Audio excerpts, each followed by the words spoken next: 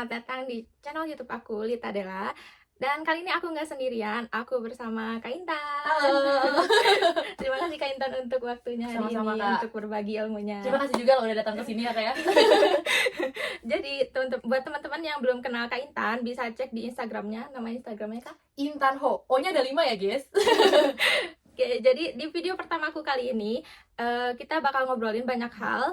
Jadi buat teman-teman yang ingin tahu kehidupan di Jepang, karir di Jepang, terutama untuk teman-teman yang ingin tahu bagaimana sih perjuangan untuk bisa lulus ujian Kaigo Fukushiki, aku saranin buat tonton video ini sampai selesai.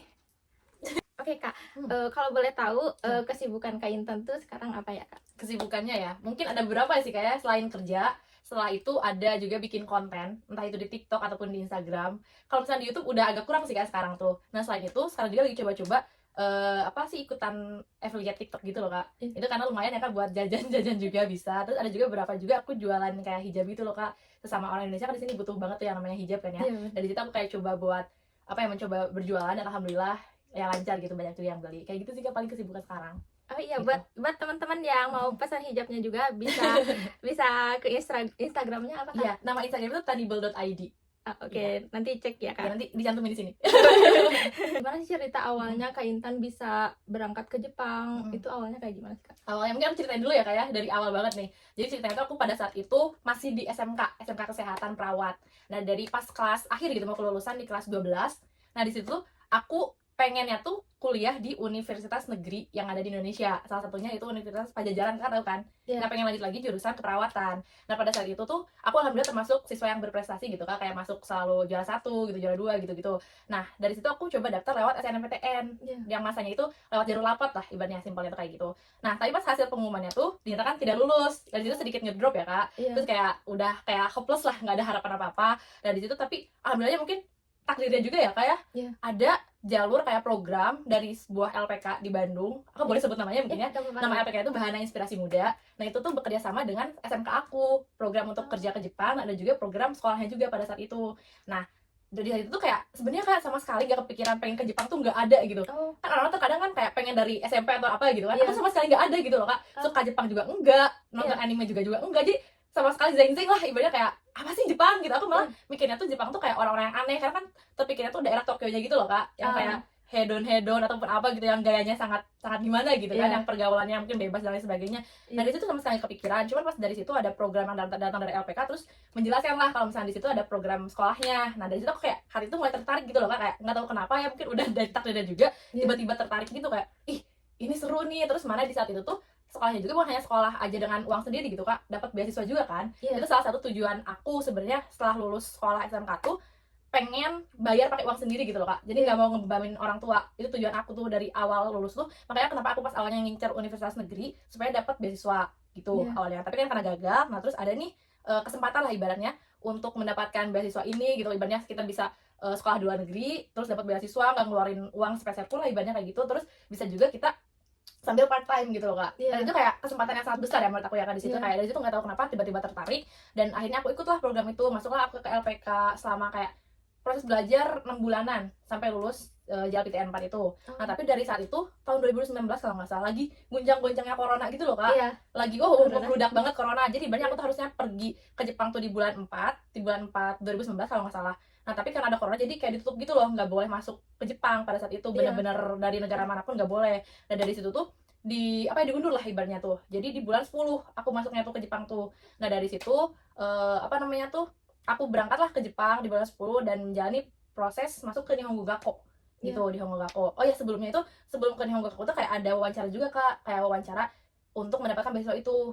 Kayak jadi dari ada tahap seleksi. ada tahap seleksi, sorry ya. Jadi kita back dulu. Jadi pas di LPK tuh kita belajar, lulus ujian di LPTN 4. Nah, udah dinyatakan lulus itu ada yang namanya itu wawancara itu dari berbagai perusahaan ya, kayak. Nah, salah satunya aku di Tokushima ini dapat perusahaannya tuh gitu. Nah, pada saat wawancara jadi banyak gitu loh, Kak, ada perusahaan dari Kanazawa, Tokushima ini gitu kan. Nah, kita wawancara ke beberapa ini. Nah, terus kita nunggu lah ibaratnya hasil wawancaranya, dan aku dinyatakan lulusnya di Tokushima ini gitu. Dari situ, oh ya nih aku udah punya pegangan orang yang bakal bayarin sekolah aku selama di Jepang, itu dari perusahaan Tokushima ini gitu. Oh. Nah dari situ udah nyatakan lulus, urus-urus lah kayak visa, paspor dan lain sebagainya, dokumen gitu ya untuk ke Jepang. Nah, makanya dari situ aku berangkat deh di bulan 10 itu. Dan dari situ aku belajar Nihongo Gakko setahun. 1 tahun. Nihongo Gakko setahun sampai lulus JLPTN 3 doang sih waktu itu, karena nggak iso kayak Mei Benkyosuru kan, harusnya mungkin orang lain bisa dapat N2 mungkin ya. Dari situ aku N3. Nah tapi kayak minimal N3 juga nggak apa-apa, udah bisa masuk ke Seimon Gakko. Nah dari situ udah 1 tahun belajar Nihongo Gakko, masuklah ke Seimon Gakko itu, Seimon Gakko Kaigo ya, di Alice International College itu. Nah dari situ udah lumayan panjang sih ya kayak prosesnya. Setelah 1 tahun Nihongo Gakko belajar, terus di Seimon Gakko 2 tahun gitu. Dari situ juga dapat beasiswa juga sampai akhir kayak gitu. Kalau boleh tahu, berarti Kak Intan waktu Nihongo Gakko itu di Tokushima juga atau? Enggak, oh iya aku belum cerita ya. Jadi pas karena si Alice International College ini posisinya tuh ada 2 tempat, ada di Kaga sama di Kanazawa, Kagashi sama Kanazawashi. Nah jadi bukan di sini, bener-bener jauh banget nih tempatnya, itu udah beda keng lah ibaratnya kayak gitu. Nah cuman emang Tokushima ini bekerja sama dengan Alice International College itu loh Kak. Jadi selalu ngambil apa sih siswa-siswa dari sana gitu. Nah dari situ pas Nihongo Gakko tuh di Kagashi, jadi bener-bener kayak desa banget lah gitu. Nah terus dari abis 1 tahun itu pindah ke Seimon Gakko di Kanazawashi gitu. Jadi emang beda tempat kayak gitu. Berarti Kak Intan untuk dapat, tadi kan proses dari sebelum berangkat ke berangkat tuh berarti kira-kira 6 bulan. Iya, 6 bulan. itu harusnya 6 bulan, tapi kan karena diundur itu loh Kak, jadi mungkin setahun lah ya. Nah dari situ belajar N3 berarti waktunya kira-kira setahun. 1 tahun. Di Nihongo Gakko. Iya betul. Nah selama kuliah itu gimana sih Kak? Apakah ada kesulitannya selama kuliah itu? Ini pas yang dimana pas di Nihongo Gakko-nya apa di Seimongnya nih? Dua-duanya deh. Dua-duanya, oke. Lumayan panjang juga ya ceritanya, maaf ya Kak. Nah jadi pas di Nihongo Gakko tuh mungkin dari kesulitan bahasa ya Kak ya. Karena yang pertama itu aku bener sama sekali gak suka bahasa Jepang, balik lagi ke tadi. Jadi hanya aku belajar tuh untuk tujuan aku mendapatkan beasiswa aja gitu loh Kak. Dan dari situ kesulitannya pas di Nihongo Gakko tuh salah satunya kaiwa mungkin ya kayak percakapan ya. Kayak kita paham nih sensei ngejelasin apa, tapi di saat kita mau ngomong suatu gitu kayak nggak keluar nih gitu. Itu suatu hal yang kayak susah banget bagi aku Kak, kayak aduh ini gimana ya, tapi sensei itu selalu bilang kayak coba aja ngomong sama teman sama Indonesia juga, ngobrol pakai bahasa Jepang ya walaupun seadanya, terus kalaupun salah ya nggak apa-apa gitu loh, namanya juga belajar gitu. Bener-bener di up kayak gitu loh Kak. Jadi kayak oh iya ya, jadi dari situ tuh mulai kayak apa ya, sesama walaupun sama orang Indonesia kayak sedikit demi sedikit gitu ya, kotoba-kotoba pada saat itu ya kita ngobrol pakai bahasa Jepang gitu. Dan dari situ mungkin mulai terbiasa ya kayak, karena yang namanya bahasa tuh, belajar bahasa tuh terbiasa bisa karena terbiasa gitu kan, ibarat itu kayak gitu. Nah dari situ udah mulai terbiasa. Nanti mungkin dari Nihongo Gakko dari kaiwanya ya kayak dari situ. Nah terus kalau misalnya di Seimon Gakko ini agak levelnya lebih tinggi lagi nih. Ibaratnya kalau misalkan Nihongo Gakko ya udah sensei ngejelasin tentang bahasa Jepang, misalkan rumus ini gitu kan, tentang dokai dan lain sebagainya, yang dimana di LPK juga belajar cuman versi bahasa Jepangnya kan. Terus bahasa juga yang nggak begitu sulit lah, ibaratnya kayak bahasa sehari-hari gitu loh Pak. Nah sementara pas Seimon Gakko tuh bener-bener bahasanya tuh yang kayak level kayak N2 N1 gitu loh Kak, paham gak sih? Dari kanjinya juga yang bener-bener kayak apa ini kanji apa, baca aja nggak bisa gitu ibaratnya kayak gitu. Dari itu bener-bener materinya tuh menurut aku tuh sangat sulitnya tuh yaitu kayak apalagi tentang Shakai no Rikai, ada tuh Kak salah satu materi tentang undang-undang gitulah, peraturan Jepang kayak gitu. Iya, aku kan ibaratnya Indonesia aja nih undang-undang nggak tahu semua gitu kan, apalagi yang tentang Jepang nih gitu. Kayak aduh dari situ udah pengen nangis banget gitu, kayak aduh ini gimana kayak pas awal masih ya biasa aja kayak menikmati kayak sensei ngejelasin, tapi iya sampai nggak paham gitu loh Kak sebenarnya tuh. Nah pas mau masuk ke detik-detik ke Seimon Gakko ujian Kokashikeng. Dan itu kan udah mulai serius ya kan, jadi selama setahun tuh aku kayak masih leha-leha gitu loh Kak, nggak serius gimana.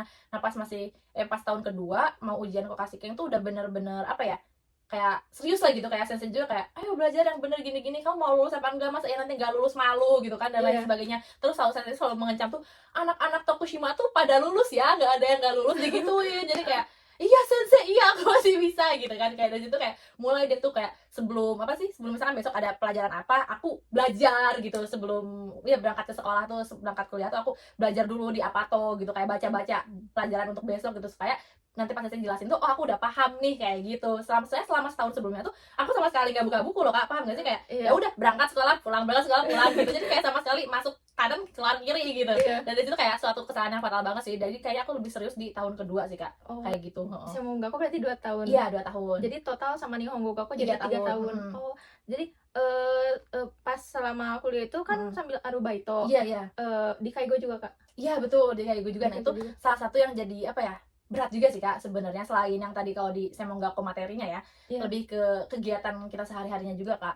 Karena aku tuh Semongaku lumayan lama ya. Kan kalau Nihongogaku tuh kayak cuman belajar 3 sampai 4 jam kalau nggak salah ya, aku lupa Iya. juga. Pokoknya sampai cuma jam 12 selesai gitu pulang gitu. Tapi Iya. kalau Semongaku tuh lama kayak dari jam 9 mulainya tuh sampai jam setengah 5 kalau nggak salah, 4 Oh. lebih lah, pokoknya 4 lebih nggak setengah 5-an gitu. Jadi kan bener-bener dipakai hampir seharian kan kita Iya, belajar hampir gitu. seharian. Nah terus dari jam 5 sorenya aku part time Kak. Dari jam 5 sore, jadi literally aku pulang sekolah tuh langsung susuk naik sepeda, langsung pergi ke tempat part time gitu loh. Jadi kayak bener-bener nggak ada waktu untuk scrolling tuh, bener-bener nggak ada Kak. Sibuk banget. Iya, ya. sibuknya tuh bener-bener kayak setiap harinya tuh gitu terus loh Kak. Setiap harinya tuh Iya. kayak awalnya capek banget, ngeluh banget, pengen nangis banget kayak rasanya kayak saya kayak aku abis ini gitu loh Kak. Kayak bener-bener capek banget dari situ tuh. Tapi mungkin karena udah terbiasa ya selama setahun itu tuh terbiasa. Dan itu tuh Kak, pulang tuh dari awal mulai part time tuh setengah 5 ya. Iya. Pulang tuh sampai jam 9 malam. Wow. Itu 9 malam tuh baru pulang dari tempat kerja ya. Belum Iya. lagi nyampe apa atau setengah 10 belum masak, gitu. belum. Betul, apalagi pada saat itu aku apatonya itu yang berenam gitu loh Kak. Iya. Bukan yang hitorigurasi kayak sekarang Oh. gitu. Jadi tinggalnya tuh berenam tuh. Wow. Banyak kan muridnya. Jadi per kamar tuh berenam. Nah udah gitu belum lagi ngantri mandi Kak pada Iya, saat itu. ngantri. Makanya kalau misalkan abis pulang setengah 10 tuh kayak kita charter siapa yang duluan pulang, siapa yang duluan mandi gitu. Oh. Bener-bener sesibuk itu Kak. Kayak pada waktu untuk leha-leha kayak gitu. Belum lagi kan kita nyiapin masak misalkan buat besok pergi ya ke sekolah kayak gitu Iya. dan sebagainya. Bener-bener luar Iya. biasa sih. Nyiapin buat besoknya lagi. Bener Kak, itu bener-bener Iya. apalagi besoknya misalnya kalau ada ujian gitu ya, kayak Iya. nggak mungkin kita harus belajar ya kayak, makanya tuh kalau misalnya ada ujian kayak misalnya sekarang nih ujian dikasih tahu misalnya 2 minggu lagi, nah aku Iya. tuh udah bener-bener belajar di hari itu juga gitu loh Kak, nggak Oh. bisa dadakan sehari sebelum ujian tuh aku nggak bisa sama sekali. Soalnya Iya. kalau kayak gitu kayaknya nilai aku bakal bad banget sih Kak kayak gitu. Iya, harus nyiapin dari Kayak jauh-jauh gitu. hari. Sama program beasiswa itu Kak Intan ada uang saku kah dari sekolahnya atau full dari Arubaito penghasilannya? Oke. Kalau selama Nihongo Gakko tuh full dari diri sendiri ya untuk biaya kehidupan tuh, karena beasiswa tuh hanya untuk diperuntukkan untuk sekolah aja gitu ibaratnya, jadi nggak ada dikasih uang saku tuh, nggak ada sama sekali. Oh. Itu pas di Nihongo Gakko. Iya. Nah tapi pas Nihongo Gakko tuh ada juga beasiswa tambahan gitu loh Kak dari pemerintah Ishikawa Keng, kayak ada pilihan gitu lah, jadi nggak semuanya siswa dikasih Kak. Kayak dalam satu angkatan tuh 2 orang doang yang dipilih, apa 10 gitu, 2 sampai 10 orang lah kalau nggak salah ya, lupa. Cuma yang diususkan dari Ishikawa-nya tuh 2 orang yang diususkannya, tapi yang lain juga yang sisa 8 juga dapat tuh katanya tuh. Nah aku tapi kurang jelas ya 8 orang itu siapa.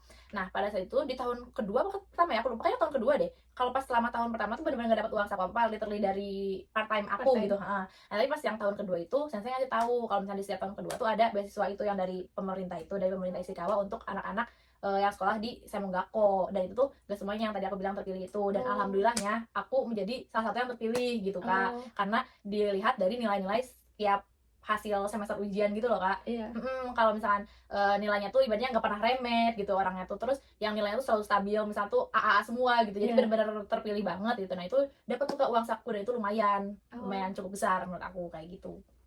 Berarti ada Itu bantuan lumayan juga buat ya, aku Kak? kan. Nah salah satunya juga aku habis dari dapat itu, aku setelah lulus Semongaku aku bisa pulang ke Indonesia Kak, berkat Oh. dari uang itu gitu, aku Oh. tabung buat beli tiket ke Indonesia kayak gitu. Oh, jadi meskipun masih program itu bisa pulang ke Indonesia? enggak abis lulus ya. Ah. Soalnya kalau di tempat aku selama Semong tuh jangan dulu pulang Kak, apalagi Iya. kan kemarin juga masih ada bau-bau coronanya kan Iya. gitu. Saya pernah ada beberapa tahun sebelumnya tuh ada angkatan senpai aku tuh pulang nih pada saat tahun pertama tuh. Nah tapi langsung itu corona kan membludak banget kan Kak, jadi dia nggak bisa balik lagi ke sini, jadi dia telat selama 1 tahun, jadi dia ikut ke angkatan bawah gitu. Nah itu saat itu nggak mau terjadi hal kayak gitu makanya Iya. selama sekolah tuh jangan pulang dulu gitu. Iya, Tapi nggak tahu setuju. ya kalau misalkan sekarang, karena coronanya udah mulai ini ya Kak, udah mulai menurun, mungkin aja bisa ya, mungkin aja. Iya. Gitu. Terus itu berarti kan karena dibayarin sama perusahaan yang di Tokushima, berarti ada perjanjian harus kerja di Tokushima juga. Betul. Berapa tahun Kak? Kalau aku 6 tahun Kak, Oh. karena include dengan Nihongo Gakko itu kan. Iya. Nihongo Gakko yang 1 tahun jadinya 6. Oh. Tapi kalau misalkan aku Nihongo Gakko-nya nggak dapat beasiswa nih, punya bayar sendiri. Iya. Nah, berarti 5 tahun. Karena biasanya rata-rata dari kalau misalnya yang dapat beasiswa dari Semong tuh 5 tahun untuk Oh. feedback kita ke perusahaannya tuh. Oh. Ya, baik. Nah, berarti Kak Intan lulus N2-nya Pas di Semong. di Semongaku. Aku lupa sih tahun pertama atau tahun kedua gitu, pokoknya pas lagi di Semong tuh. Oh, berarti dari N3 ke N2 tuh jaraknya setahun. Setahunan lah, Oh, setahunan. menurut Kak Intan ada nggak sih perbedaan dari JLPTN 3 sama N2? Ada banget ya kayak ada banget ya. Itu juga kayak apa ya, dari segi dokanya mungkin ya kayak Iya. udah tuh kan doka itu panjang ya, ini makin panjang nggak gitu, kayak baca koran nih gue gitu, kayak nggak paham banget nih gitu. Aku juga JLPTN 2 gagal ini Kak, aku lulus di 2 kali. Jadi nggak sekali ujian langsung berhasil gitu loh kak. Iya. Pada saat itu terus apalagi kan udah masuk SMA yang tadi aku bilang kan kesibukan Iya, itu bertambah sibuk. banget. Kayak waktu untuk belajar juga udah alhamdulillah gitu kan ibaratnya Iya. tuh. Dari situ yang pertama aku gagal kayak kurang 5 poinan gitu. Dan dari situ kayak bukan tahun berikutnya 5 poin. Iya. Itu yang bikin sakit juga sih kak. Ya. Iya, bikin sakit juga. Jadi dari situ kayak gitu kan. Jadi dari situ kayak abis itu kayak males kan sebenarnya tuh kayak aku mau fokus aja buat kasih kayak aja deh, tapi kayak ya udah coba deh aku belajar lagi, alhamdulillah dia udah rezekinya gitu. Terus kayak gitu. Alhamdulillah. Heeh. Terus ada nggak sih kak buat tips buat teman-teman yang mau ujian JLPT? Tips buat Iya. JLPT. Kalau misalkan untuk temen-temen apa ya, sering-sering latihan soal sih kalau JLPT ya. Latihan soal. Latihan soal, apalagi kan kalau misalnya kita udah punya basic di N4 nih. Kalau N4 ke N3 menurut aku nggak begitu jauh ya, menurut aku ya kak, tapi Iya. mungkin balik lagi ke orangnya. Karena biasanya N4 tuh masih apa ya namanya tuh, ya karena basic itu kan, terus kayak N3 tuh kayak ada tambahan bumbu-bumbunya aja gitu. Terus misalkan dari cokanya masih sesering, apalagi kalau misalnya kita udah 1 tahun di Jepang tuh mungkin bakal lebih mahir gitu ya di cokanya kayak gitu sih. Lebih sering ke latihan-latihan soal aja guys, karena pasti bisa sih kalau misalnya sering gitu. Kanji juga kan apalagi diulang-ulang lagi biasanya kayak gitu. Iya. Dari kanji berapa ratus sih sebenarnya diulang-ulangnya gitu. Iya. Terus kalau N3 masih sering apa di kehidupan sehari-hari masih sering dipakai ya masih, kan? Kalau bener. N2 N2 agak lumayan ini ya, lumayan. Tapi ada juga sih N2 juga kalau misalnya dari segi bunpo ya kayak banyak juga yang diambil dari N3 kalau dari segi bunponya ya. Cuman dari kanjinya emang udah beda Udah gitu. beda. Kayak gitu. Terus selama di tempat kerja juga untuk yang kaigo kan sering tulis kiroku ya Bener kak. banget, bener banget. Ngebantu juga ya Bener kak buat banget. belajar kanji. Iya, bener banget itu. Apalagi kalau misalkan yang kaigo tuh ya salah satunya itu ya sering nulis kiroku, terus sering juga apa ya lebih kaiwa aja juga dibanding yang lain mungkin ya, dibanding Iya. kerjaan yang di pabrik atau apa gitu. Lebih sering kaiwa dengan ryosha ataupun sokuing lainnya gitu. Jadi kayaknya lebih mahir juga di cokainya sih kak. Itu Iya, bisa Kak. jadi nilai tambah juga gitu. Oke, sekarang aku mau masuk ke bahas tentang ujian Kokashikeng atau Kaigo Fukushishi. Nah, buat teman-teman yang belum tahu ujian Kaigo Fukushishi, boleh dijelasin Kak apa itu ujian Kaigo Fukushishi, syaratnya untuk ujian itu apa? Nah, ujian kaigonya dulu ya, kita jelasin Kaigo Fukushishi itu ujian nasional Jepang gitu kak, yang dimana kita kalau misalnya lulus berarti kita mendapatkan sertifikat profesional dari kaigo gitu, simpelnya kayak gitu sih ya. Nah terus tadi apa yang keduanya? Syarat buat Syaratnya ikut ya, ujian. syaratnya buat ikut ujian kalau mungkin untuk yang Tokutegino minimal punya pengalaman kerja selama 3 tahun. Nah kalau misalnya kita udah punya pengalaman kerja selama 3 tahun terus ikut Jisoo Musha Kenshu, itu bisa kak untuk ikut ujian Kaigo Fukushishi. Nah kalau misalkan kita nih nggak Tokutegino tapi kitanya ke Senmongako yang kayak aku, nah kalau Senmongako tuh jelas banget pasti didaftarin dari sekolahnya kak, selama udah sekolah ataupun belajar 2 tahun itu di Senmongako. Karena di Senmongako tuh kita sambil kayak ibaratnya apa ya, bahasa simpelnya tuh Jishu ya, Jishu tuh bahasa Jepangnya, tapi simpelnya tuh kayak PKL gitu loh kak, praktek kerja lapangan gitu. Nah itu benar-benar ada di setiap Senmongako. Kalau di tempat aku tuh 3 kali, di tahun pertama tuh 2 kali kalau nggak sekali gitu, terus di tahun kedua 2 kali. Ini tuh lamanya tuh beda-beda. Pas aku sekali PKL tuh cuma 2 minggu, nah terus yang kedua tuh 3 minggu kalau nggak salah, nah terus yang ketiga baru 1 bulan itu PKL-nya. Nah itu juga salah satu syarat untuk kita ujian Kaigo Fukushishi itu gitu. Kalau misalnya kita lulus Jisoo itu, kita bisa tuh ikut ujian itu kayak gitu. Simpelnya kayak gitu kak. Keuntungan kalau kita lulus Kaigo Fukushishi itu apa sih kak? Banyak banget ya kak ya. Salah satunya nih yang mungkin kalian incer kalau misalnya lulus Kaigo Fukushishi, benefitnya itu yang pertama gajinya tuh naik kak. Gajinya tuh naik, jadi kayak beda dengan gaji standar kaigo lainnya gitu loh. Itu yang pertama. Terus yang kedua juga masalah duit juga nih guys. Biasanya dapat TAT dari si Kaigo Fukushishi, jadi dari gajinya juga beda. Terus nanti kita dapat TAT tambahan, itu tergantung perusahaannya kayak ada yang mungkin ada yang gede, ada yang mungkin juga kecil. Jadi carilah perusahaan yang dimana kalau misalnya kalian udah dapat Kaigo Fukushishi itu yang TAT-nya gede kayak gitu. Terus yang ketiga ya kak, visa dengan kita mendapatkan visa Kaigo itu kita bisa tinggal lama di Jepang gitu, asalkan selama kita kerja Kaigo itu kayak gitu kan. Kalau misalnya Tokutegino tuh harus visanya tuh sama 3 tahun, terus kan harus diperbarui gitu kan kak. Jadi juga Kaigo juga sama diperbarui, tapi dengan proses yang lama gitu loh kan. Kalau Tokutegino tuh kalau misalnya nggak lulus Kaigo kan nanti katanya bisa dipulangin ke Indonesia kan ibaratnya tuh. Nah kalau Kaigo tuh enggak, kalau misalnya kita dapetin visa itu tuh bisa diperpanjang suka hati kita, misalnya kita di sini sampai 5 tahun 50 tahun gitu, itu bisa aja gitu asalkan selama kerja Kaigo itu. Nah selanjutnya tuh benefit lainnya tuh bisa ngajak juga keluarga untuk tinggal di sini gitu, dengan ya ibaratnya bisa keluarga orang tua, tapi kalau misalnya untuk tinggal bareng di sini tuh keluarga yang satu terikat, satu kakak sama kita gitu. Salah satunya mungkin itu ya kak ya. Aku dengar kan ujian Kaigo Fukushishi itu susah gitu. Bagi orang Jepangnya pun pada bilang ujian Kaigo Fukushishi susah gitu. Tapi ada nggak sih kak tips buat lulus ujian Kaigo Fukushishi, lebih tepatnya buat anak-anak yang pisahnya Tokutegi no kan itu cuma 5 tahun gitu supaya lulus selama 5 tahun itu tuh bisa lulus ujian Kaigo Oke, Fukushiki. tipsnya yang pertama belajar ya kayak itu wajib banget ya gitu. Kalau misalkan nggak belajar tuh nggak akan lulus. Aku 100% itu nggak ada yang namanya hoki-hokian kalau di Kaigo tuh kayaknya nggak ada sih ya. Jadi bener-bener harus belajar. Nah terus mungkin kalau misalkan bagi yang Tokutegi juga kan sambil kerja ya kayak mungkin capek juga, aku ngerasain juga ibaratnya sekarang udah kerja tuh kayak mau buka buku aja tuh malas banget gitu ya kak ibaratnya tuh.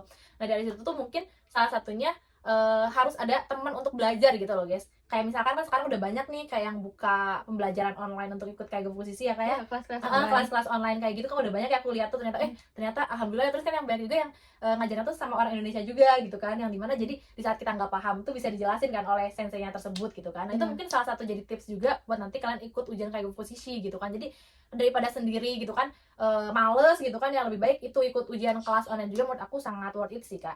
Itu jadi salah satu tips ya, soalnya kan dengan apa sih lebih juga kalau misalnya kita ikut kelas itu lebih teratur gitu loh kak, pola belajar kita tuh beda kalau sendiri ya. Tapi kalau misalnya emang orang yang udah giat udah punya tujuan ya mungkin bisa aja kalian sendiri. Tapi kalau misalnya orang yang kayak aku selalu malas kayak gitu, yang selalu pengen ada temennya buat belajar kayak gitu, nah itu salah satu alternatif terbaik sih kak, ikut ujian kelas tuh ikut ujian kelas, ikut belajar kelas online tuh.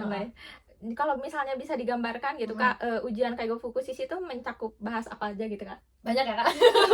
Banyak banget ya, yang tadi aku bilang ya Shakai no Rikai, terus Kokoro to Karada, terus Kaigo no Kihong dan lain sebagainya. Itu banyak banget. Terus kan nanti tuh ada beberapa materinya gitu kan yang kita pelajari dari buku Navi itu.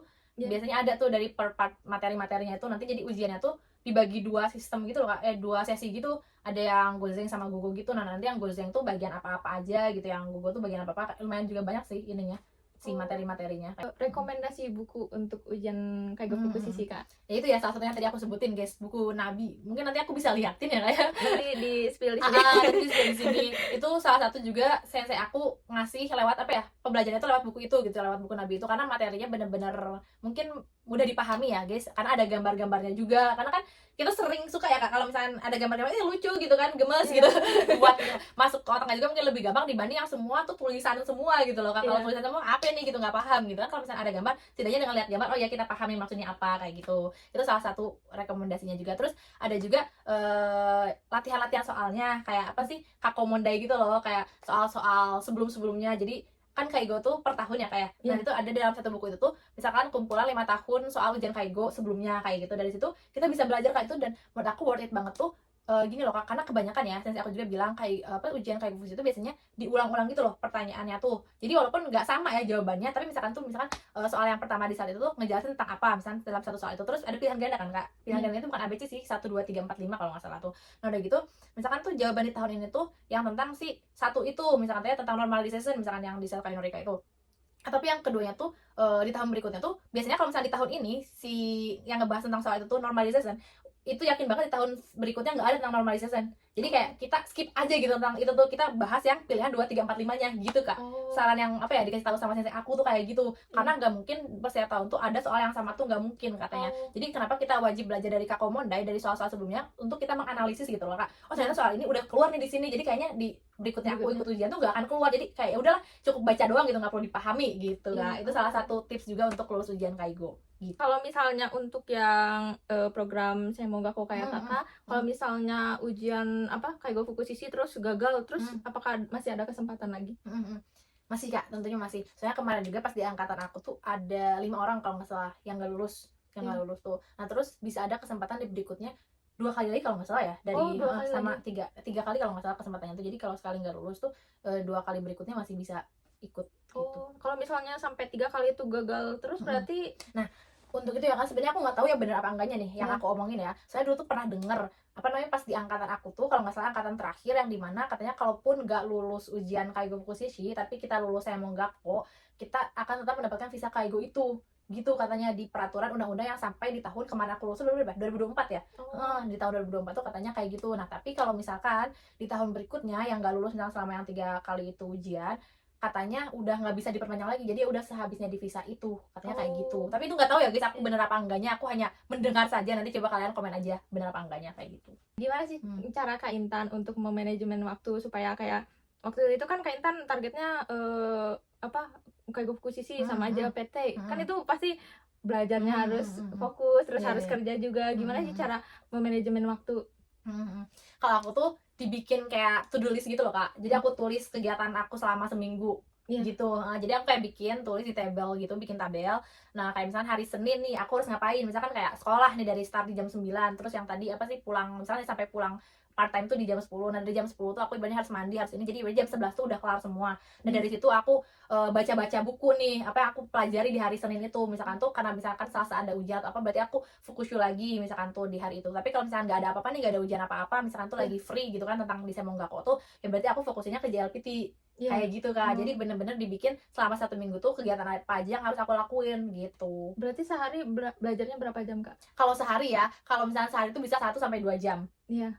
Jadi aku bisa tidur di jam 1 gitu. Sebenarnya itu nggak baik ya guys ya, tapi kayak mau nggak mau gitu, kalau misalkan aku nggak kayak gitu ya nggak akan bisa. Itu aku ya, karena aku bukan tipikal orang yang sekali baca langsung paham gitu loh kak. Aku bukan tipikal kayak gitu, jadi aku bener-bener harus baca, terus aku pahamnya tuh dari bener-bener jauh hari yang sebelumnya aku bilang itu loh. Kalau misalkan ujiannya saya ngasih tahu di 2 minggu ke depan, aku tuh udah belajar di hari itu juga gitu untuk persiapan nanti kayak gitu. Karena kebanyakan juga teman-teman aku yang kayak ujiannya besok dia baru belajar malam ini loh, jadi kan keteteran ya kayak keteteran. Terus nanti misalkan nilainya jelek kan, kita harus remedi kan kita harus belajar lagi kan. Aku tuh menghindari itu kan sebenarnya. Aku tuh tipikal orang yang malas juga sebenarnya. Nah tapi aku karena malas itu, nggak mau nih aku harus belajar lagi gitu ibaratnya tuh. Jadi mau nggak mau aku harus lulus nih, harus dapat nilai yang bagus biar aku nggak remedi. Nah selain itu ya kayak, karena kalau remedi tuh di tempat aku harus bayar juga. Bayar juga lumayan kak, 3.500 yen juga kan. Gede kan kak.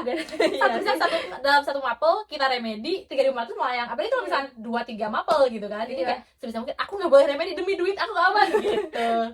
Jadi gitu sih kak. untuk sukses itu emang harus ada yang dikorbankan ya Bener kak, waktu banget, istirahat bener buat banget. dipakai buat belajar.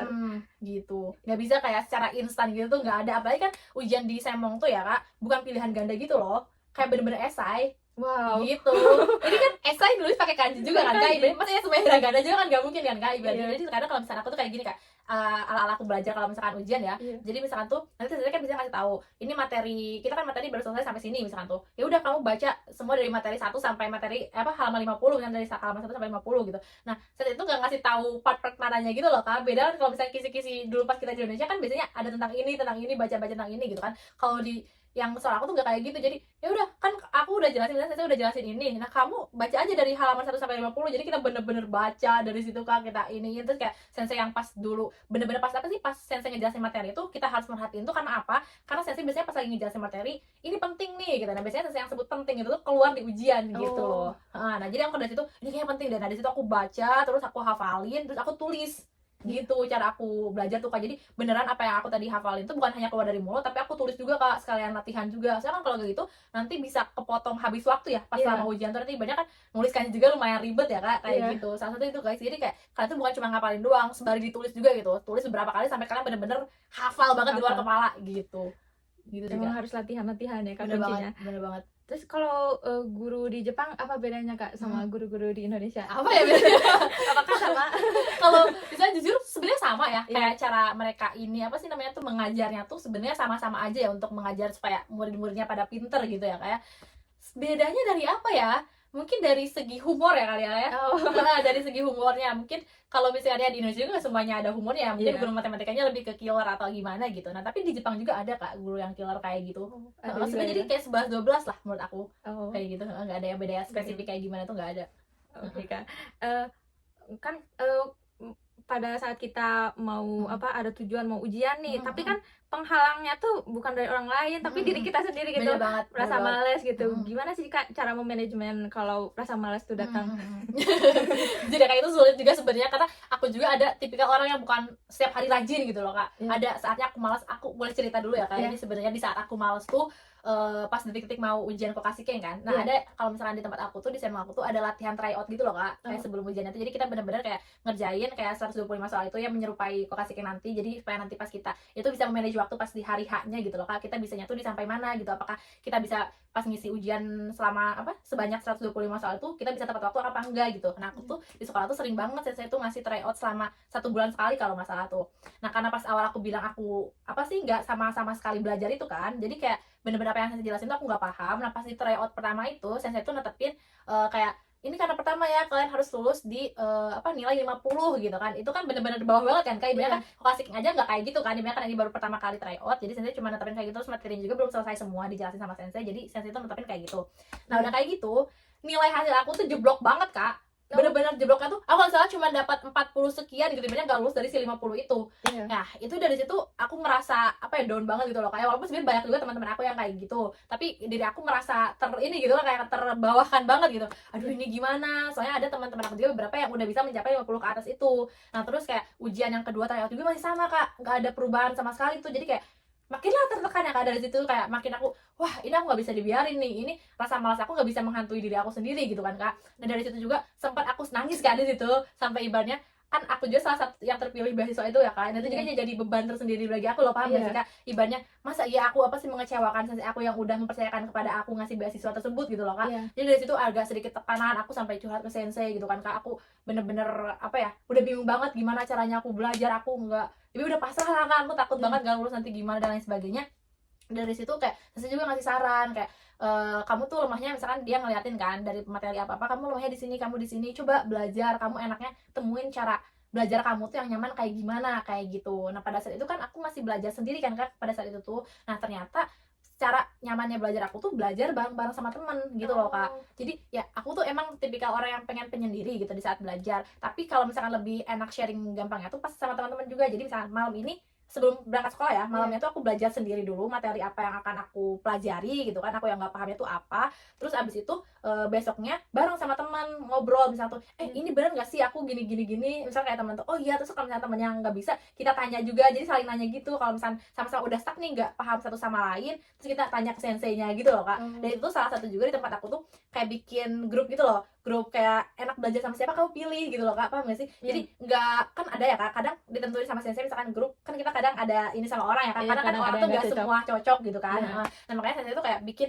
bebas, kalian mau belajar sama siapa asalkan kalian nyaman. Nah dari situ adalah berapa 6 sampai 7 orang kalau nggak salah yang kayak kita tuh merasa cocok gitu. Dari situ kita ngobrol, terus kayak kita sambil belajar sambil makan kayak gini Kak, bener-bener sama sensei tuh dikasih waktu kayak gitu untuk sensei juga nggak menekankan harus materi dari sensei terus kayak gitu, enggak. Jadi kita bener-bener dikasih waktu untuk diskusi kayak gitu. Dan dari situ kan kalau misalnya bareng-bareng, masa kalau misalnya kita malas sendiri, teman-teman belajar kan malu sendiri kan Kak. Nah dari situ sih Kak, jadi itu apa ya, motivasi diri juga kalau misalnya belajar sama teman-teman. Nah terus selain bukan hanya di sekolah, aku tuh belajar juga di rumah online juga sama teman-teman, kita kayak via Zoom Meet gitu loh Kak. Kita belajar juga pulang dari part time tuh, kayak kalau misalkan ini tuh kita tanya lagi sama kayak yang diulangi kita di selama di Gako itu kayak gitu. Jadi kan dari situ teman-teman masa belajar aku enggak sih kayak gitu. Di situ sih Kak. Berarti peran memilih teman-teman juga membantu mempengaruhi banget sih Kak, untuk iya. kita untuk motivasi belajar. kayak gitu. Mau bahas Kak Intan, kan aku lihat di sosmednya Kak Intan, Kak Intan banyak banget pencapaiannya gitu kan. Tapi Kak Intan itu percaya nggak sih sama ilmu manifestasi?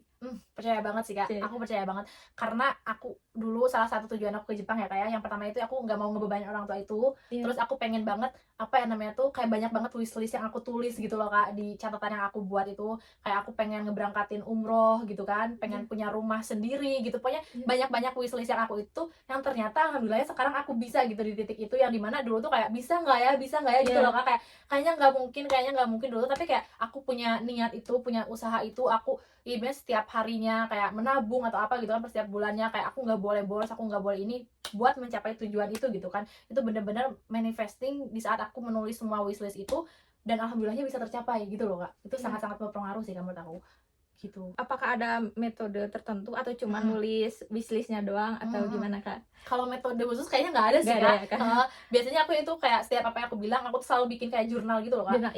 Karena jurnal itu tuh bener berpengaruh sih menurut aku ya. Kan dulu aku hidup tanpa jurnal tuh kayak berantakan banget gitu loh Kak. Hidup aku kayak nggak tentu arah, aku harus ngerjain apa aku nggak tahu gitu. Karena kan suatu hal yang terjadinya malas tuh di saat kita nggak ada kegiatan apapun kan ibaratnya. Jadi kayak merasa diri kita di zona nyamannya kita gitu. Sementara kan kalau misalnya kita punya kegiatan, salah satunya misalkan hari ini aku ngobrol sama kakak nih, aku mau nggak mau harus apa sih, bangun terus beres-beres gitu kan, biar nanti kakak kesini nyaman dan lain sebagainya gitu kan. Dari situ abis ngobrol dari sini aku nanti harus ngapain gitu. Itu bener-bener apa ya, bikin produktivitas kita tuh lebih baik lagi gitu dibanding sebelumnya kayak gitu sih Kak. Spiritualitas kita tuh ngaruh nggak sih ke kesuksesan gitu kan? Itu ngaruh banget Kak, jujur itu kayaknya paling nomor 1 sih Kak di antara yang lain ya. Di saat ibaratnya kan terkadang ya kayak yang namanya rencana kita, apa yang kita tulis gitu kan, semua yang kita pengen, kadang mungkin Allah belum kabulin sekarang gitu ya Kak ya. Itu bener-bener ngaruhnya tuh apa ya, aku berasa sampai sekarang gitu, sampai posisi saat ini gitu, dimana kayak aku dulu tuh yang aku bilang ujian Kaigo di tryout aku pertama itu jelek banget gitu kan, Iya. yang dimana kayaknya harapan aku untuk lulus kecil banget gitu, tapi Iya.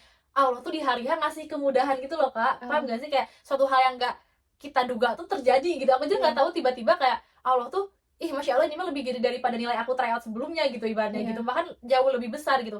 Itu bener-bener apa ya, ya diiringi dengan usaha ya kan, mungkin Allah juga melihat gimana hambanya berusaha gitu kan Kak. Allah juga kan gak mungkin mengabulkan doa tanpa ada usaha dari hambanya gitu kan. Ibaratnya dari situ tuh aku juga minta doa kepada orang tua aku gitu loh Kak. Itu Iya. bener-bener sangat apa ya, worth it banget, manjur lah ibaratnya kayak gitu. Karena bukan hanya apa ya, doa dari diri kita doang gitu loh Kak, kita butuh bantuan dari orang lain, khususnya ibu kita gitu kan. Dari situ aku berdoa ke ibu aku, minta tolong berdoa ke ibu aku buat aku dipermudah dalam hal itu. Terus Doa bener-bener orang tua juga ya kan. beneran doa orang tua tuh langsung nembus langitnya tuh, berasa banget sih Kak dari situ. Karena aku ngerasa aku bukan orang yang bener-bener apa ya, apa ya, ibaratnya tuh kayak yang taat harus apa, misalnya setiap hari tahajud dan lain sebagainya gitu kan. Iya. Sementara ibuku tuh ya Kak, maaf kalau misalnya diceritain di sini, ibuku tuh yang bener-bener rajin dalam urusan beribadah gitu loh Kak. Jadi aku rasa aku sampai di titik ini tuh bukan karena usaha aku rasa itu semua berkat doa dari ibu aku Doa orang tua gitu. ya Kak. Soalnya aku ngerasa masih kayak ya udah aku menjalankan hanya kewajiban aja gitu Kak, kayak sunahnya tuh masih apa ya, ibaratnya bolong-bolong lah ibaratnya gitu. Iya. Walaupun ibu aku selalu bilang kalau misalkan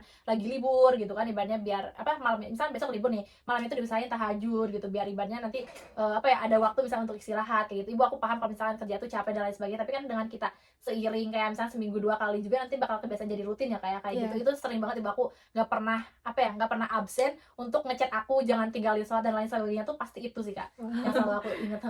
Kayak gitu, ibu aku selalu kayak gitu, kayak walaupun apa ya, gak teleponan setiap hari tapi dia selalu ngechat loh Kak, kayak ini ya selalu apa namanya, selalu sholat gini-gini jangan pernah ini. Terus kalau misalnya tahajud, terus ibu aku selalu doain, kayak apapun itu dia selalu mendoakan setiap harinya gitu loh Kak. Kayak Masya Allah banget sih, itu bener-bener bersyukur banget di situ sih Kak. Itu juga termasuk privilege ya Iya Kak. bener banget, privilege banget itu. Apalagi kita kan ibaratnya dikasih sebagai orang muslim ya guys ya, Iya. privilege dikasih 5 waktu sama Allah untuk meminta gitu kan, yang dimana Iya. nggak semua orang bisa mendapatkan hal itu. Tapi orang-orang tuh terkadang melupakan hal itu gitu loh Kak. Privilege ke-5 waktu itu yang wajib tuh sebenarnya berharga banget loh Kak untuk kita tuh. Karena kan aku pernah dengar kita hidup di dunia tuh untuk menunggu waktu sholat gitu kan Kak. Iya. Yang terkadang malah kita disibukkan dengan waktu dunia sampai kita terkadang lupa sholat. Nah itu jangan sampai kayak gitu guys. Apalagi perihal sholat tuh wajib banget ya Kak ya, karena banyak juga ternyata yang aku tahu di dunia ini tuh yang menyepelekan hal itu gitu. Walaupun aku belum sebaik itu, tapi itu guys, jangan pernah tinggalin sholat wajib gitu ya. Kalau syukur-syukur kalau misalnya kalian bisa menambah ibadah yang sunnahnya Kak. Iya. Kayak gitu sih. Terus tadi juga ya waktu Kak Intan bahas tentang pertolongan Tuhan di saat Mm. kesulitan, kayak waktu Kak Intan gagal SNMPTN juga kan, mungkin waktu pada saat itu Kak Intan belum tahu ke depannya kayak gimana tuh, mungkin betul. kayak sebuah musibah, mungkin Iya. masalah. Iya, Tapi kenapa Allah gak ngabulin gitu. Iya. Aku di situ juga sempat kayak berprasangka buruk Iya. gitu loh Kak, kayak kenapa sih aku kan ibaratnya udah berusaha, aku berusaha ibaratnya pengen apa, mendapatkan nilai terbaik selama 3 tahun di SMK itu gitu kan, untuk Iya. mendapatkan SNMPTN itu. Tapi kenapa sih Allah gak dukung aku? Nah, aku di situ sempat breakdown-nya tuh di situ loh Kak. padahal Tuhan tuh udah nyiapin sesuatu Iya, yang lebih besar kayak, lagi iya ya kan. betul Kak. Aku kan gak nyangka aku bisa di posisi ini gitu kan. Kayak Iya. walaupun mungkin bagi sebagian orang belum sebesar itu, tapi bagi aku tuh ini udah alhamdulillah banget dibanding diri aku yang sebelumnya gitu loh Kak. Iya. Kayak gitu, jadi kayak oh ternyata bener ya gitu, Allah tuh apa ya Kak, bener-bener nyiapin rencana untuk hambanya. Jadi yang terbaik untuk kita tuh belum tentu yang terbaik Iya. untuk kita gitu, tapi Iya. yang terbaik untuk Allah ya pasti yang terbaik untuk kita gitu loh Iya. Kak. Jadi kayak wah bener-bener sih, jadi kayak apa ya, kalian boleh berencana apapun gitu kan Kak, Iya. kalian usaha apapun, tapi di saat misalkan hasilnya nggak sesuai sama kalian, jangan sedih berkelanjutan gitu. Karena harus percaya aja di balik semua kesedihan itu, di balik menurut kalian itu kayak bencana gitu ya, ibaratnya buruk Iya. banget bagi kalian tuh, di suatu nanti ke depannya tuh, entah itu 5 tahun ke depan atau beberapa tahun ke depan gitu ya, Allah tuh pasti kasih kejutan yang besar gitu, kasih kejutan yang di luar pikiran kita gitu loh Kak. Iya. Beneran berasa banget kayak gitu. Banyak banget pelajaran yang bisa aku dapat hari ini. Ya, untuk nextnya Kak Intan itu apakah ada target baru kah? Pengennya lulus JLPTN 1 ya Kak. Itu sih mungkin untuk target sekarang sih ya Kak. Karena apa ya, karena aku rasa dengan aku JLPTN 1 kan itu udah yang paling ini ya Kak, paling nggak ada lagi kan saat itu. Kayaknya itu sih salah satunya untuk sekarang wishlistnya. Apakah Kak Intan udah lulus Kaigo Fukushiki, apakah berencana untuk menetap di Jepang selamanya atau ada rencana ke Indonesia? Untuk sekarang ya Kak ya, karena Iya, merasa iya. aku nyaman tinggal di Jepang, mungkin aku rasa akan lanjut tinggal di sini gitu sampai nanti ya, mungkin aku nggak tahu ya kan, nanti kelanjutan kedepannya mungkin aku nikah atau gimana aku nggak tahu. Iya. Tapi untuk sekarang masih aku selama sendiri ini, aku lanjut tinggal di Jepang. gitu. Oke. Mm. Oh ya, advice untuk para pejuang Kaigo Fukushishi Kak, Nah, ada nggak, aduh Kak? apa ya? Advice-nya mungkin udah sebelumnya aku kasih tahu ya ke kalian, jangan lupa belajar. Itu sih Belajar. intinya, bener banget. Itu kayak belajar tuh kayak iya tahu aku harus belajar gitu, tapi itu bener-bener kalian harus tekunin lagi gitu, harus kalian apa ya, raih. Kalian tuh punya tujuan gitu kan, kalian nggak mau kan misalnya nanti kayak harus belajar lagi misalnya di tahun kedua karena nggak lulus di tahun pertama ini gitu kan. Iya. Jadi sebisa mungkin maksimalin waktu di saat ini juga gitu. Kalian ingat tujuan kalian nanti tuh lulus ujian kayak khusus untuk apa gitu. Kalau misalnya kalian tujuannya aja masih kayak setengah-setengah kan nanti juga hasilnya juga setengah-setengah ya kayak. Jadi Iya. bener-bener yakinin kalian tuh 100%in belajar kalian kayak gitu. Terus yakin juga sama diri sendiri kalau kalian tuh bisa. Oh ya, aku mau cerita juga Kak. Sensei aku tuh pernah bilang kalau misalnya Iya. orang Indonesia tuh labil, ragu akan kemampuan diri sendiri. Sebenarnya mereka tuh bisa, tapi mereka tuh ragu. Karena apa? Banyak banget contohnya nih Kak. Misalkan nih, di saat ujian itu kita tuh udah ngisi jawabannya tuh 1 misalnya. Nah, terus kita baca, misalnya udah selesai, terus kita baca lagi, ih kayaknya 3 deh, terus kita hapus jawaban itu jadi nomor 3. Padahal jawaban yang benar tuh 1 gitu. Kenapa? Bener-bener gitu. Iya, kenapa ragu sama diri sendiri gitu? Jangan pernah ragu sama diri sendiri gitu. Percaya aja gitu, yakin sama jawaban diri sendiri. Itu sensei aku sering banget bilang kayak gitu Kak. Karena sensei aku tuh nggak tahu ya, udah bilang berapa kali dari angkatan sebelumnya orang Indonesia tuh kayak gitu katanya. Jadi banyak yang sering gagal di ujian tuh gara-gara ragu dengan kemampuan diri sendiri gitu. Harusnya tuh nggak boleh kayak gitu. Jadi kalian tuh percaya aja guys, kayak kalian tuh harus yakin. Jadi ibaratnya kayak kalian udah usaha gitu kan, ibaratnya kalian yakin sama jawaban kalian, dan jangan lupa juga berdoa gitu kan, ibaratnya serahin semuanya sama Allah gitu. Semoga hasilnya bisa yang terbaik kayak gitu sih Kak, advice-nya. Terima kasih Kak. Oh ya, terakhir Kak, untuk Mm-mm. penutup, quotes apa yang menurut Kak Intan ini tuh terbaik gitu? Quotes terbaik Iya, yang iya, pernah iya, Kak iya. Intan dengar. Apa ya, sebenarnya banyak sih kayak Iya. quotes-quotes yang baik gitu ya, yang sering aku dengar. Tapi yang paling aku apa ya, ini di hati aku gitu ya, dan Iya. kayak bener-bener terjadi sampai sekarang itu, quotes itu kayak gini Kak. Apa ya namanya tuh?